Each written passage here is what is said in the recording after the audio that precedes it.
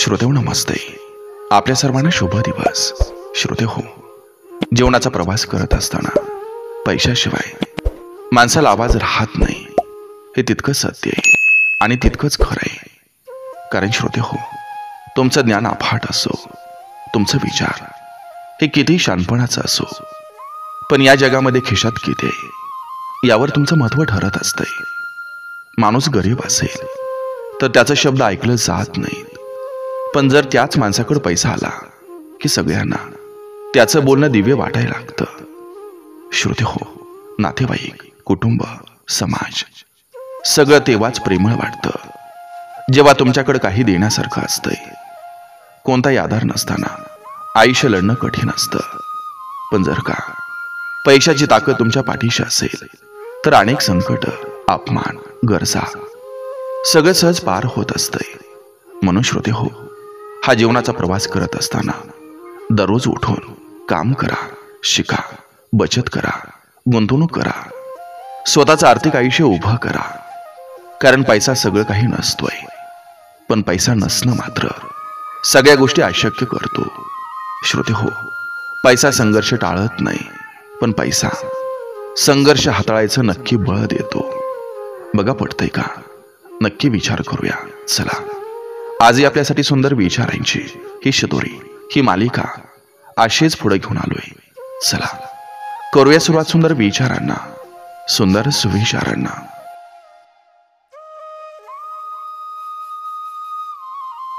आयुष्याची खरी श्रीमंती ही पैशात नसते, ती प्रेम, समाधान, नाती आणि दिलेल्या चांगुलपणात असते.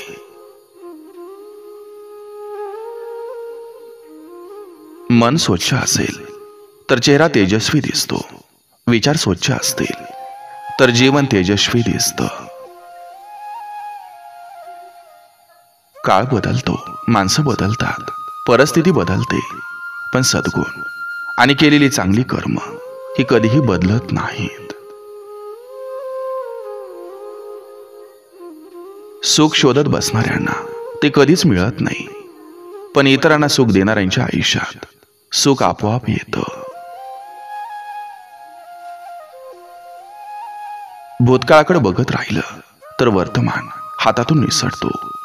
म्हणून आठवणी जपा, पण आयुष्य वर्तमानात जगा.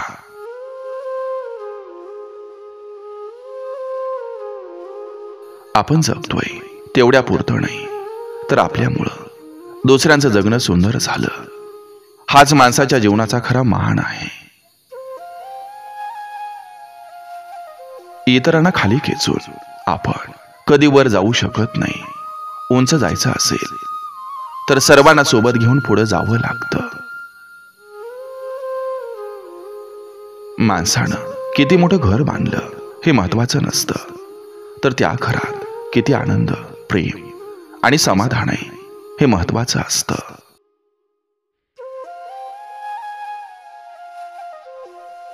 कष्टाचा मार्ग कधी सोपा नसतो, पण त्याच मार्गावर चालून माणसाला गोड फळं मिळत असतात. माणसाची खरी परीक्षा ती नसते जेव्हा सगळं सुरळीत चालतं. खरी परीक्षा तेव्हा असते जेव्हा अडचणींचा डोंगर समोर उभा राहतो.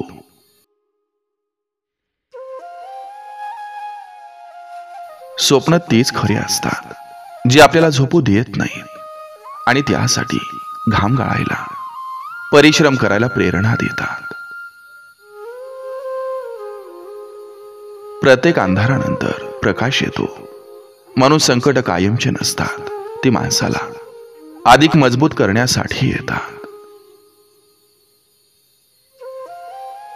गोड बोलण्यात माणसं जिंकण्याची ताकद असते, पण सत्य बोलण्यात आयुष्यभर टिकणाऱ्या विश्वासाची ताकद असते. जीवनात मिळालेलं प्रत्येक अपयश हे प्रत्यक्षात नव्या यशाची तयारी असते. फक्त त्याकडं पाहण्याचा दृष्टिकोन बदलावा लागतो. एखाद्या माणसाची खरी ताकद त्याच्या हातात नसते, ती त्याच्या मनातील संयम, शहाणपण आणि सहनशीलतेत असते.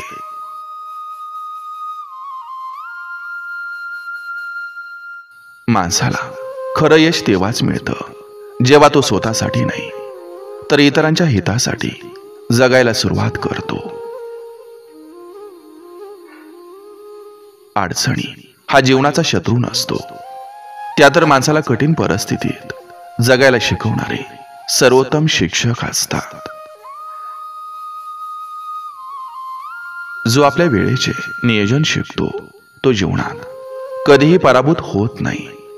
वेळेचा अपव्यय म्हणजे आयुष्याचा अपव्यय आहे. निराशा ही माणसाला तोडते, पण आशा त्याला पुन्हा उभं करते. म्हणून कठीण काळात आशा सोडू नका. प्रत्येक दिवस नवा संधी घेऊन येतो.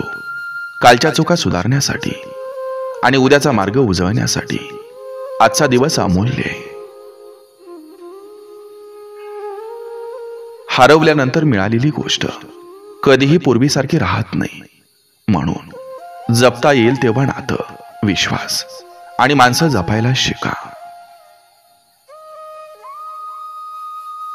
माणसाचं सौंदर्य चेहऱ्यावर नसतं, ते त्याच्या स्वभावात, आचारात आणि दुसऱ्यांशी वागण्यात दिसतं.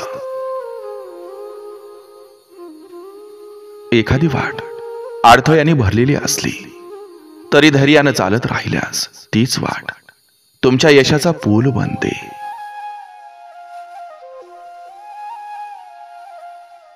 धन, मान आणि सत्ता या गोष्टी क्षणभंगूर आहेत, पण ज्ञान, सद्गुण आणि केलेली सेवा हीच कायम स्मरणात राहणारी संपत्ती.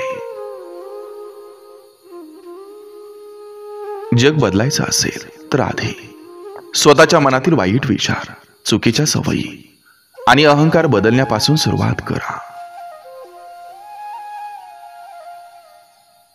मनुष्याची खरी उंची त्याच्या पदात नसते, ती त्याच्या विचारात, दयाळूपणात आणि समाजासाठी केलेल्या कार्यात असते.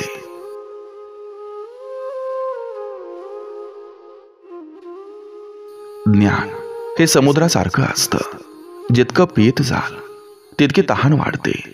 कारण खरं शिक्षण माणसाला नम्र बनवते, अहंकारी नाही. जगणं म्हणजे फक्त श्वास घेणं नव्हे, तर प्रत्येक क्षणात अर्थ शोधणं, मूल्य जपणं आणि उद्याच्या पिढीसाठी चांगला आदर्श ठेवणं हेच खरं जगणं आहे. आपल्या भाग्याला दोष देण्याऐवजी आपण परिश्रमांची ताकद वाढवली तर भाग्याला देखील आपल्याला नतमस्तक व्हावं लागतं. जीवनाचा खरा आनंद पैसा, पद, कीर्ती यात नसतो, तर माणसानं निर्माण केलेल्या नात्यात, जपलेल्या क्षणात आणि दिलेल्या प्रेमात असतो.